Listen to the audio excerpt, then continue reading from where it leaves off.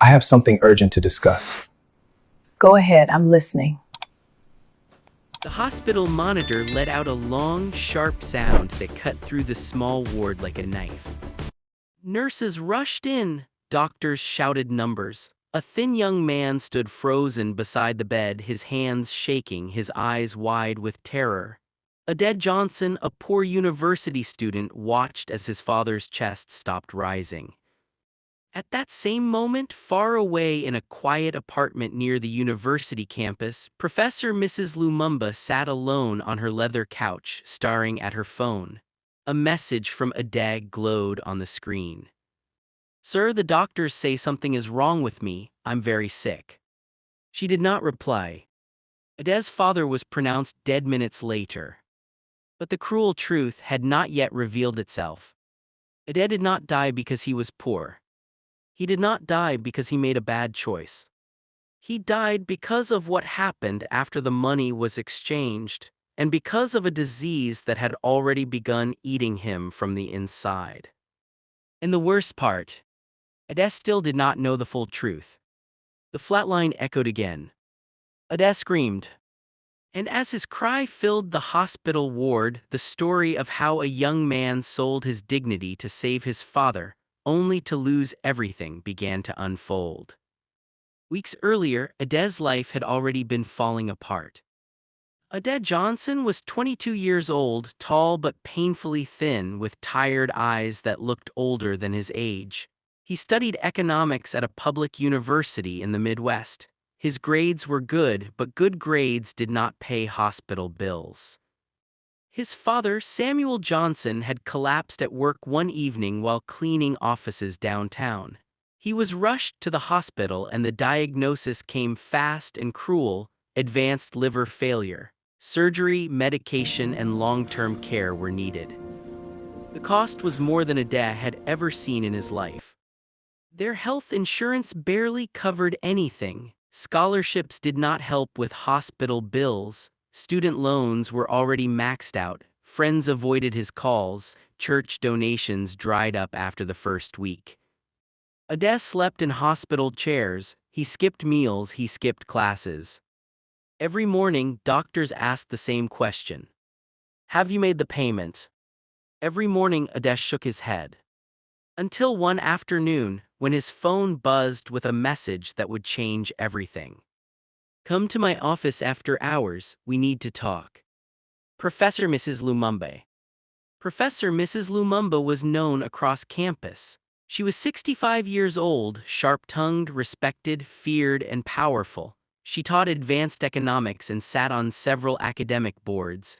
Students whispered stories about her wealth and influence, but no one ever spoke to her casually. Ade's heart pounded as he read the message.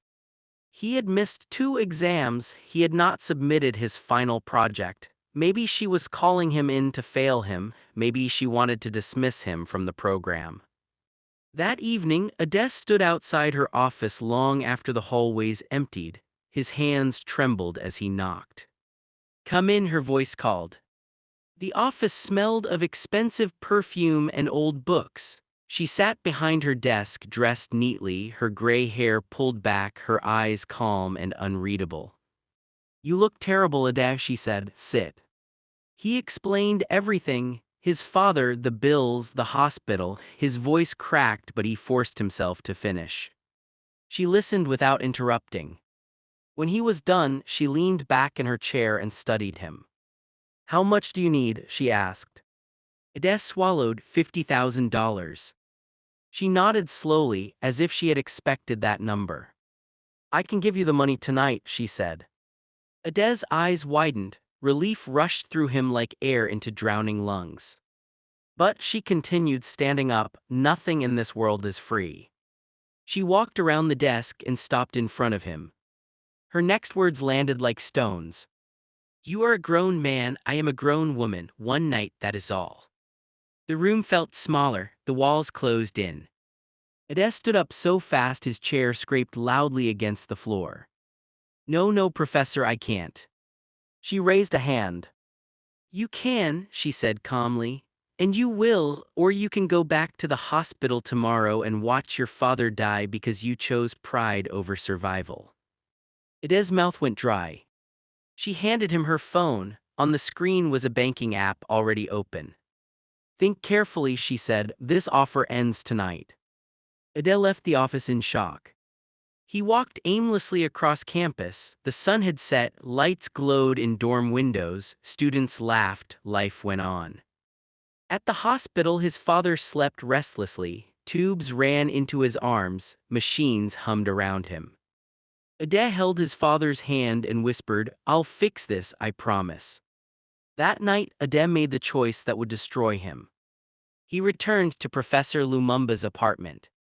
The encounter was quick, silent, and deeply uncomfortable. No love, no warmth, no words of comfort. Just an agreement fulfilled. When it was over, she transferred the money immediately. "Delete my number," she said, "and forget this ever happened." Ade left without looking back.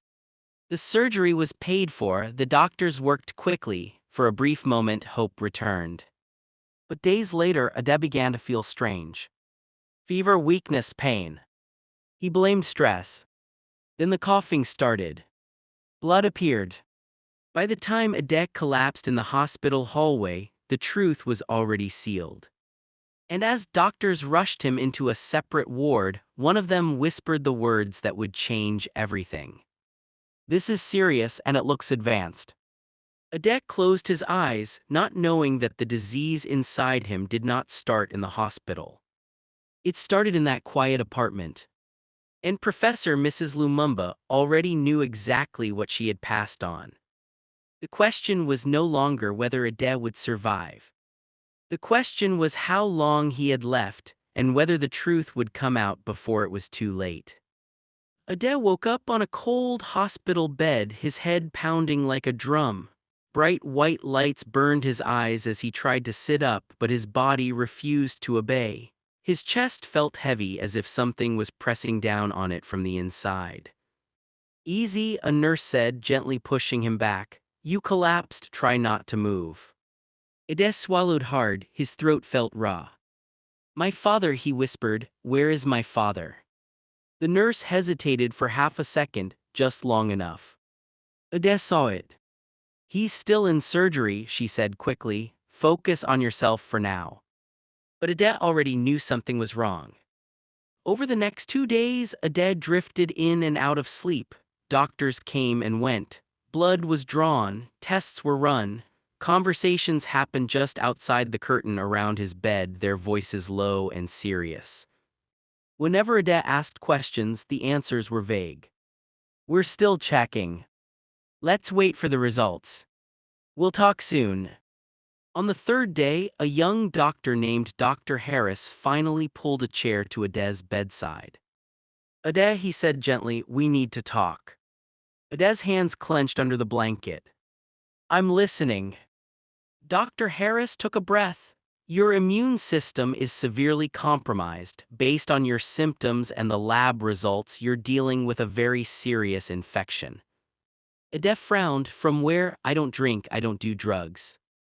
Dr. Harris hesitated again. "This kind of infection doesn't come from stress or bad food." Ade's heart started racing. "It's transmitted," the doctor continued carefully, "most often through intimate contact." The room felt like it was spinning. "No," Ade whispered, "that's not possible." Dr. Harris met his eyes. "When was your last sexual encounter?" Ade closed his eyes. The apartment. The silence. The smell of perfume. The cold look in Professor Lumumba's eyes. Tears slid down the sides of his face. "That night," Ade said quietly, "just one time." Dr. Harris nodded slowly, as if the pieces were falling into place. "We need to run more tests to know exactly how far it has progressed," he said. "But Ade, this didn't start recently." The words hit like a punch. "Meaning?" Ade asked, his voice shaking. "Meaning whoever transmitted this to you likely knew," Dr. Harris said softly. Ade's breath caught in his throat. "Professor Lumumba." Her calm voice. Her confidence. Her certainty that night. One night, that is all. Ade suddenly remembered how she never hesitated, never asked questions, never showed fear. She had known. That same evening, Ade's phone buzzed with a message. Your father didn't make it. Hospital admin. Ade screamed into his pillow. The money had come too late. His father was gone. And now, whatever was inside Ade was killing him too. Days passed. Ade attended his father's small funeral from a wheelchair, his body too weak to stand. Only a handful of people came, old coworkers, a church volunteer, one distant cousin. No professor, no classmates. Professor Lumumba did not send flowers, she did not call.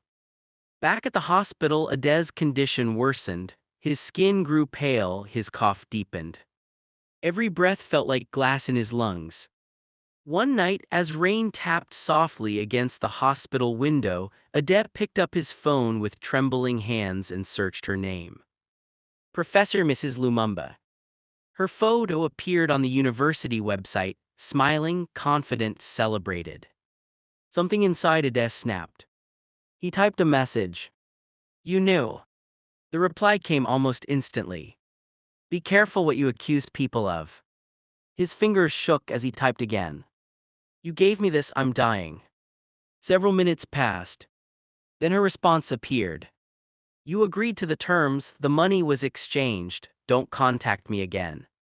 Ade stared at the screen, his chest burning with anger and pain. You used me, he whispered. He showed the messages to Dr. Harris the next morning. This is serious, the doctor said. If what you're saying is true, this is a crime. Ade shook his head. She's powerful, no one will believe me. But Dr. Harris looked determined. Power doesn't make someone untouchable. Still, before anything could be done, Ade's health took another sharp turn. He collapsed again, this time coughing up blood. Alarm sounded, nurses rushed in, doctors shouted. As Ade faded in and out, he heard someone say the words he feared most. We're losing him. Hours later, Ade woke up in intensive care. Machines surrounded him now, tubes everywhere. Dr. Harris stood nearby, his face tight. Ade, he said quietly, we need to prepare for all possibilities. Ade managed a weak nod. What about her, he whispered, will she ever face this? Dr. Harris hesitated, we'll try. But fate moved faster than justice. That night, Ade's phone rang again. Unknown number. With great effort he answered. Hello, he croaked. Professor Lumumba's voice filled his ear. You should have stayed silent, she said coldly. Now things will get complicated. The call ended. Ade stared at the ceiling, fear washing over him. Because he realized something terrible. She wasn't afraid. And people who aren't afraid usually have a reason. The machines beeped steadily beside him as Ade wondered if he was running out of time, not just to live, but to tell the world the truth. And somewhere, Professor Mrs. Lumumba was already preparing her next move. The ICU was quiet except for the steady beeping of machines. Ade lay still, his chest rising slowly, each breath sounding like a struggle. His body felt heavy as if it no longer belonged to him. His eyes opened and closed as sleep and pain fought for control. Outside the glass walls, doctors spoke in low voices. Dr. Harris stood with a clipboard, his jaw tight. The test results had returned and they confirmed what he already feared. The infection was advanced, very advanced. When Dr. Harris finally stepped inside, Ade tried to sit up but failed. Don't move, the doctor said gently, save your strength. Ade's lips trembled, am I dying? Dr. Harris did not answer immediately. We're doing everything we can, he said carefully, but your body is weak. The disease has been in your system longer than we first thought. Ade turned his face toward the wall, tears slid down silently. So she really knew, he whispered, she knew and still did it. Dr. Harris nodded slowly, yes. The truth settled heavily in the room. Later that day, a woman in a dark suit arrived at the hospital. She introduced herself as Ms. Turner, a legal advocate who worked with patient protection services. Dr. Harris had contacted her quietly. She sat beside Ade's bed and spoke in a calm, steady voice. "Ade, what you experienced was exploitation," she said. "Your condition makes it even more serious. If you are willing, we can begin documentation." Ade looked at her with tired eyes. "Will it matter?" he asked. "She's rich, she's respected, she teaches students like me." Ms. Turner leaned forward. "Power doesn't erase truth, but timing matters." Ade understood what she meant. His health was failing fast. They recorded his statement that evening. Ade explained everything from the hospital bills to the office meeting to the night in her apartment to the messages she sent afterward. Ms. Turner took notes carefully. She asked questions gently, never rushing him. When it was over, Ade felt drained. "I just wanted my father to live," he said quietly. "That was all." Ms. Turner placed a hand on his arm. "You did what many desperate people might do. That doesn't make you guilty." That night, Ade drifted into uneasy sleep. In his dreams, he saw his father smiling, standing in sunlight, healthy again. Ade tried to run toward him, but his legs wouldn't move. The distance stayed the same no matter how hard he tried. He woke up gasping. The next morning brought more bad news. His organs were beginning to fail. Dr. Harris explained it gently, but the message was clear: time was running out. Meanwhile, across town, Professor Mrs. Lumumba sat in her large office sipping tea. Sunlight streamed through the tall windows. On her desk lay several documents, legal papers, bank statements, and a university schedule. Her phone buzzed. It was a message from a private contact. "The student is critical," statement recorded. Professor Lumumba's face remained calm. She typed a short reply. "Proceed as planned." At the university, rumors had begun to circulate. Some students whispered about Ade's sudden illness. Others talked about how Professor Lumumba had missed 2 lectures without explanation. But no one connected the dots. Back in the ICU, Ade's condition worsened rapidly. His breathing became shallow. His hands trembled uncontrollably. Dr. Harris stayed close. "Ade," he said softly, "is there anyone you want us to call?" Ade shook his head weakly. "No family left." Dr. Harris swallowed hard. That evening, Ade asked for a pen and paper. His hands were shaky, but he forced himself to write. He wrote about his father, about the night that changed everything, about how desperation can make people vulnerable to monsters who look respectable. He signed his name at the bottom, just in case. At midnight, the machines around him began to sound differently. Nurses rushed in, doctors followed. "Ade," someone shouted, "stay with us." His chest rose once, twice, then stopped. The room filled with urgent movement. Minutes passed. Then silence. Dr. Harris lowered his head. Time of death was called. Ade Johnson, a poor university student who tried to save his father, was gone. The next morning, Professor Lumumba received the news while preparing breakfast. She closed her eyes briefly. Then she smiled. But she did not know that Ade's statement had already been copied, protected, and scheduled to be released if anything happened to him. And she did not know that his story was about to escape the hospital walls. Before we continue this powerful story, take a moment to engage with us. If you're watching this right now, tell us in the comments where you're watching from.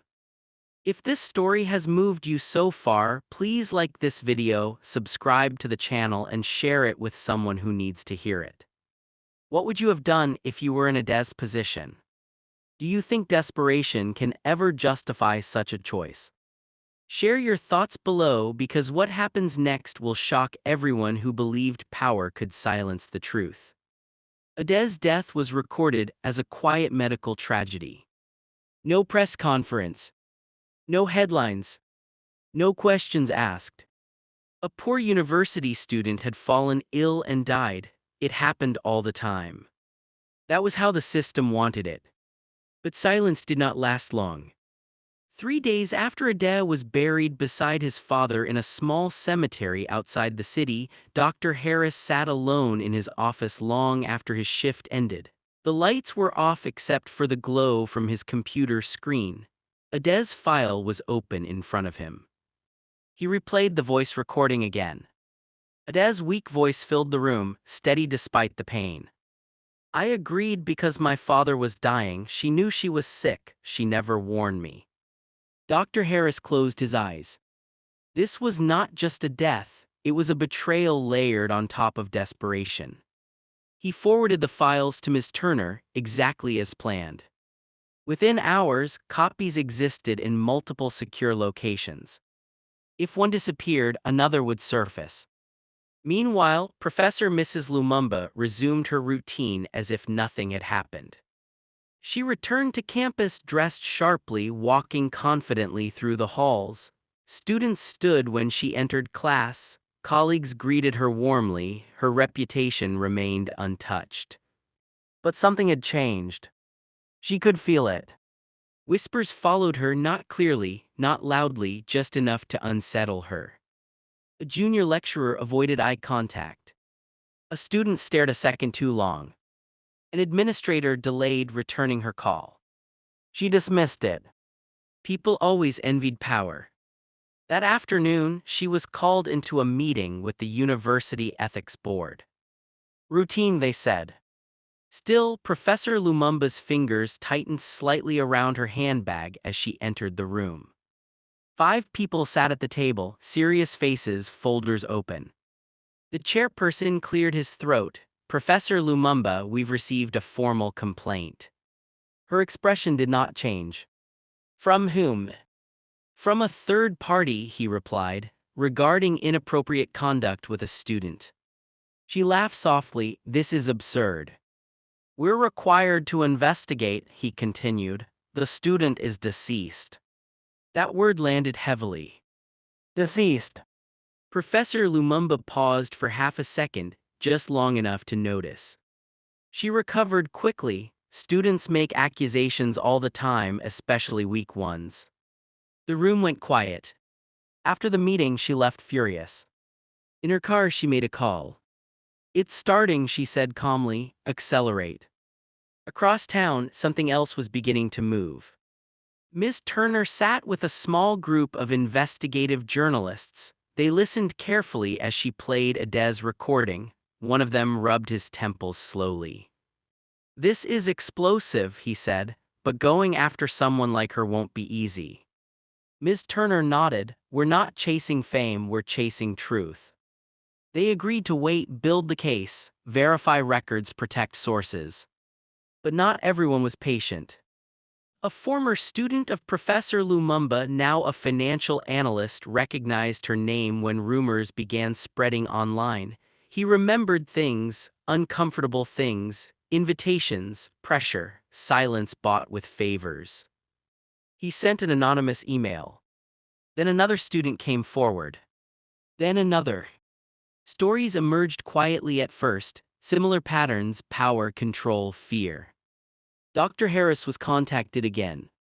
What you saw wasn't isolated, Ms. Turner told him. Ade wasn't the first, he was just the one who died. That night, Professor Lumumba sat alone in her apartment, the same couch, the same quiet space where Ade had once stood shaking. She poured herself a drink, her hands slightly unsteady.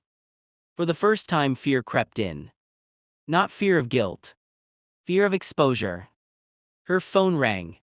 A known number. She answered. They have more names, a voice said. This isn't contained anymore. Her jaw tightened. Handle it, she replied. I didn't come this far to be dragged down by a dead boy. The call ended. At Ade's old dorm room, his few belongings were packed into boxes. A volunteer from Student Services found a folded paper hidden inside one of his textbooks. It was his handwritten letter. She read it slowly, tears filling her eyes. She contacted Ms. Turner immediately. The letter was added to the growing file. And somewhere in the city, invisible lines were being drawn. Professor Mrs. Lumumba still believed her power would protect her. She still believed the system would bend. But the truth had a way of rising, especially when buried with injustice. And Ade's voice, though silenced, was about to be heard in places she never expected. The first article appeared online early on a Monday morning.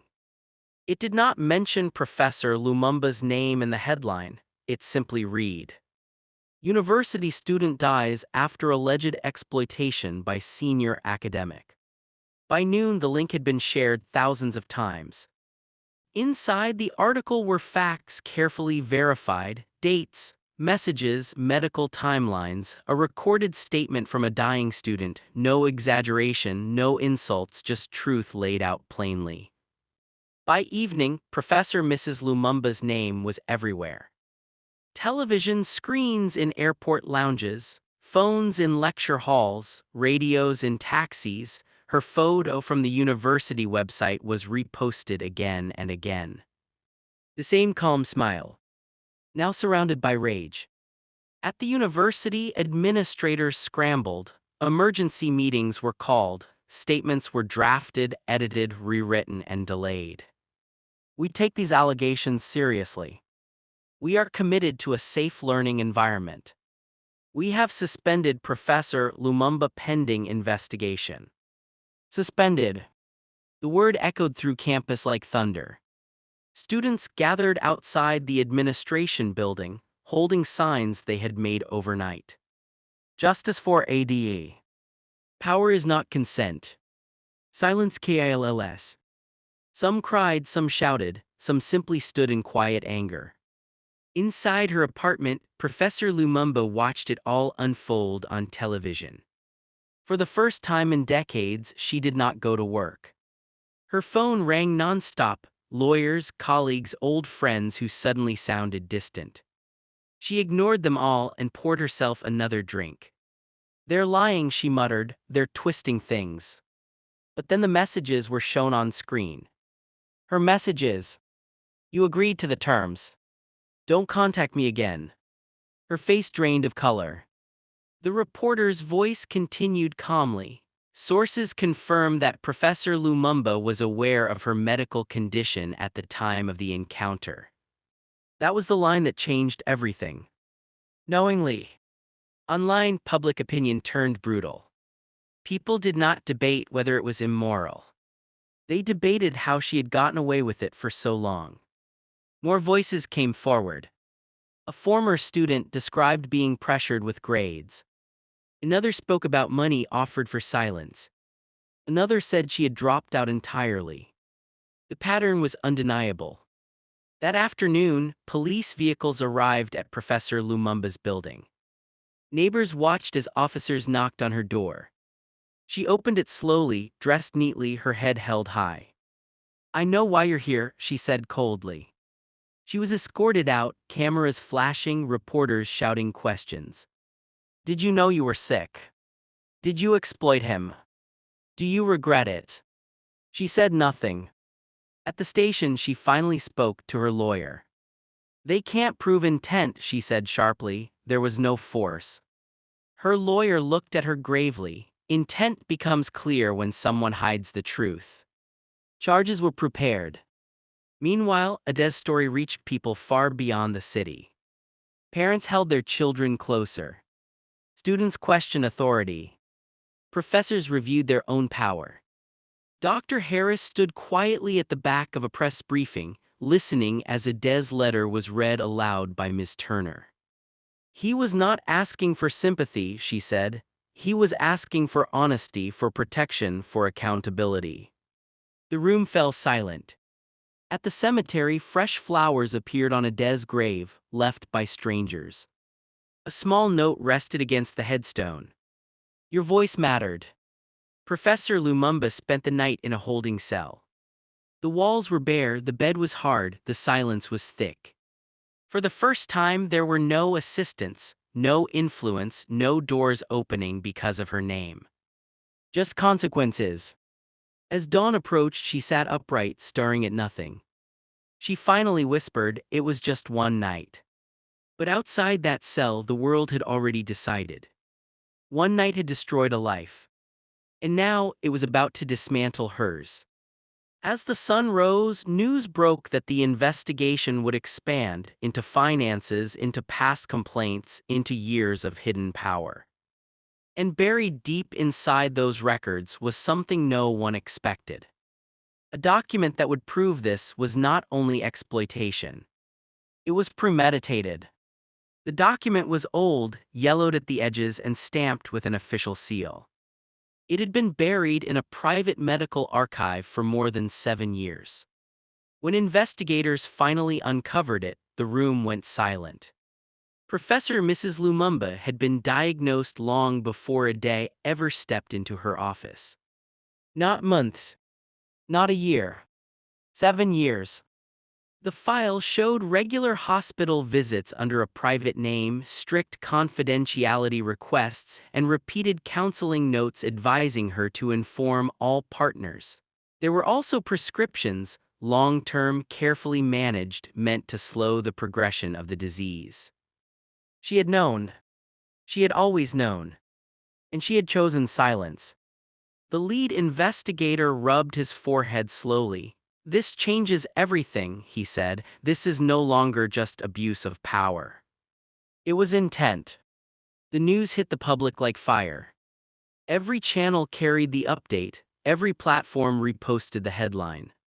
"Evidence confirms professor knew of illness years before student's death." The tone shifted immediately. This was no longer a debate. It was outrage. At the courthouse, crowds gathered again, larger this time. Students, parents, activists, and ordinary people who saw something familiar in Ade's desperation. Inside, Professor Lumumba sat beside her lawyer, her posture stiff, her face pale. She no longer looked untouchable. The confidence that once wrapped around her like armor had cracked. When the judge reviewed the evidence, the courtroom was so quiet that every cough echoed. The prosecutor spoke calmly, but each word landed hard. She used her position, her wealth, and her authority to corner a vulnerable student. She withheld critical medical information, and as a direct result, a young man lost his life. Professor Lumumba's lawyer attempted to object, but even he sounded unsure. Outside, Dr. Harris watched the proceedings on a screen. His hands were clasped tightly together. He thought of Ade's final hours, the pain, the confusion, the unanswered questions. "This didn't have to happen," he whispered. At the university, Professor Lumumba's office door was sealed. Her name was removed from the faculty directory. Scholarships once attached to her reputation were quietly renamed. The institution that once protected her now distanced itself completely. Students held a candlelight vigil that night. Someone read Ade's letter again, others cried openly. One student said he was just trying to save his father. Another replied, and no one saved him. Back in jail, Professor Lumumba stared at the wall. The noise of the outside world no longer reached her. Her lawyer had left hours ago, warning her that things were not looking good. For the first time, regret tried to surface. Not regret for what she had done, but regret for being caught.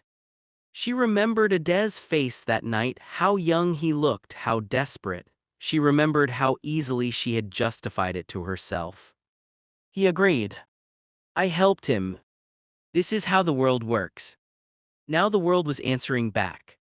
Days later, the charges were announced publicly. Exploitation, negligent homicide, reckless endangerment. Each charge carried weight, each one closed another door. Ade's name was spoken again and again in court, in classrooms, on news panels. He was no longer invisible.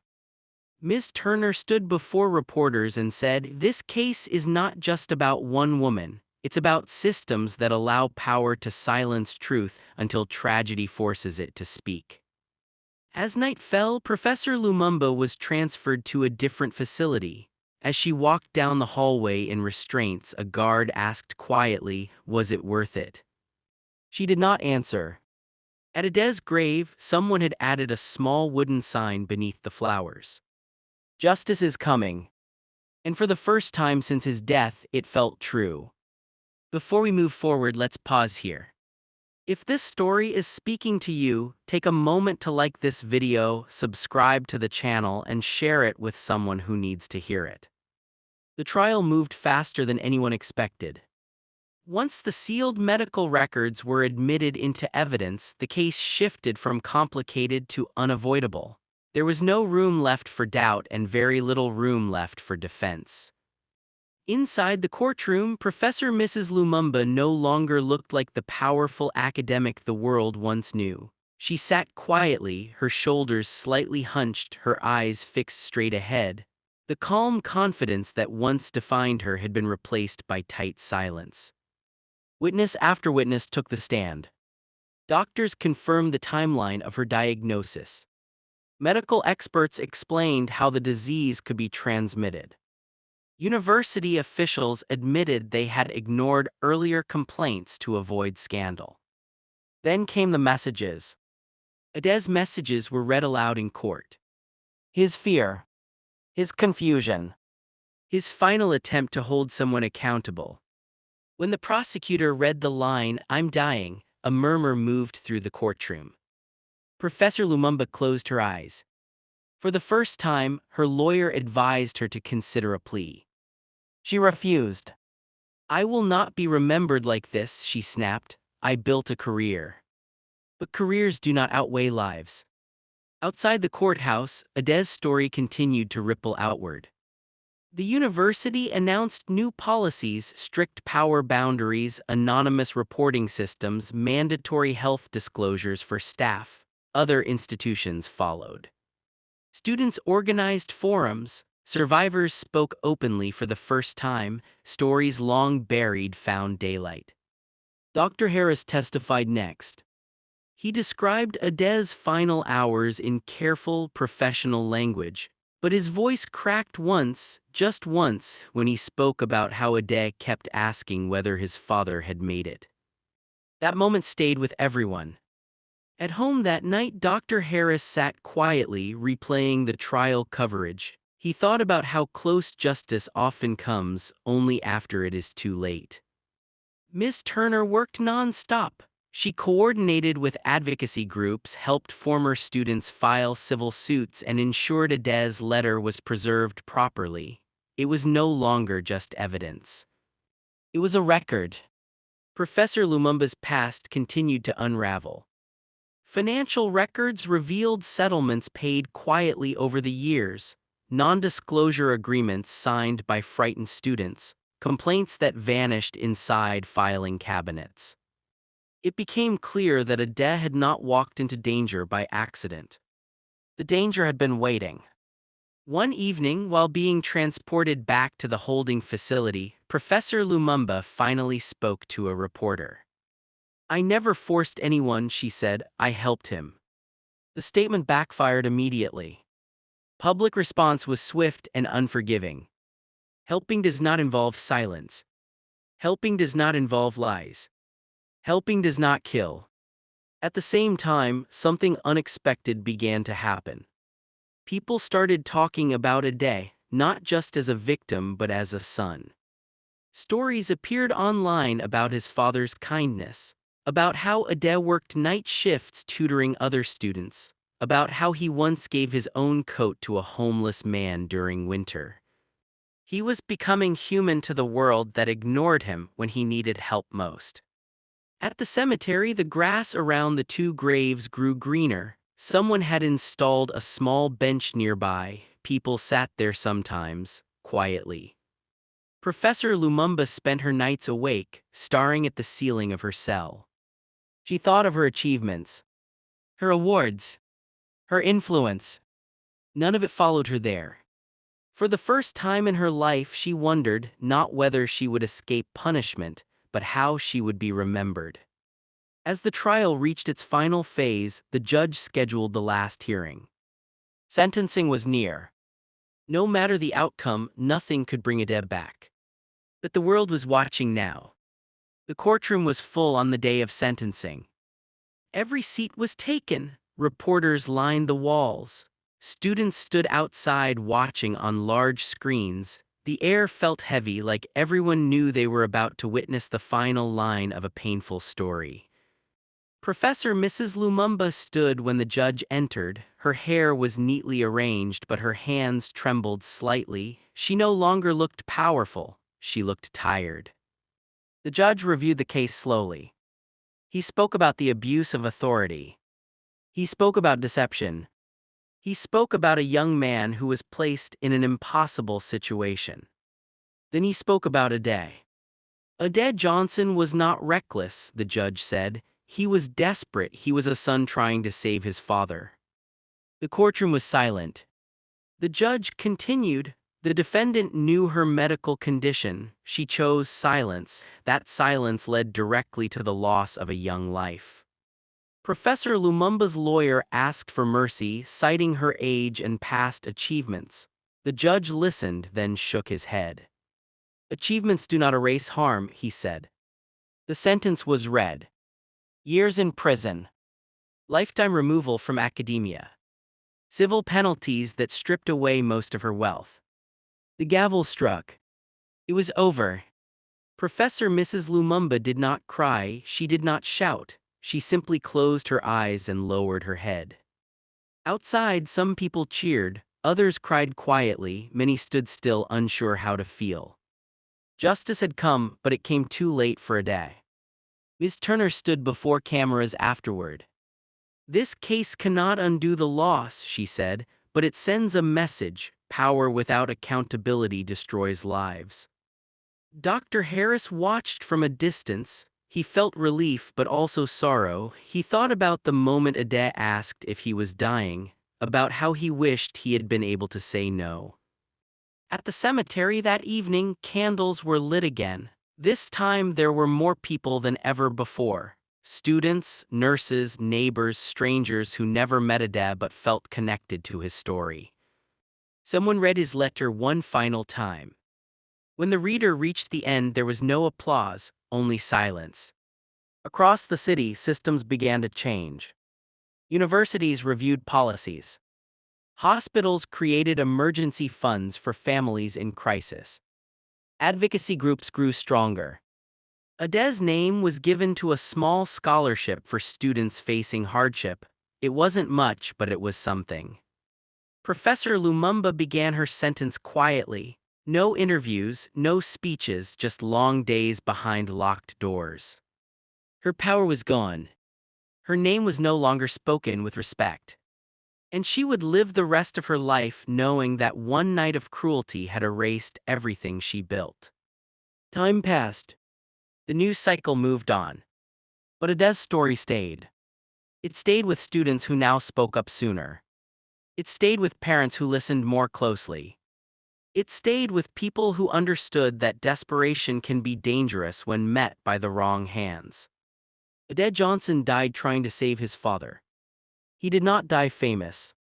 He did not die rich. But he did not die invisible. His voice survived him. And in the end, that voice changed more lives than Professor Mrs. Lumumba ever did. Before we end this story, take a moment to reflect. If this story touched you, please like this video, subscribe to the channel, and share it with others. What would you have done if you were in Ade's place? Have you ever seen power used to silence someone vulnerable? Tell us your thoughts in the comments below, and let this story remind us all that silence can be deadly, but truth, even delayed, still matters.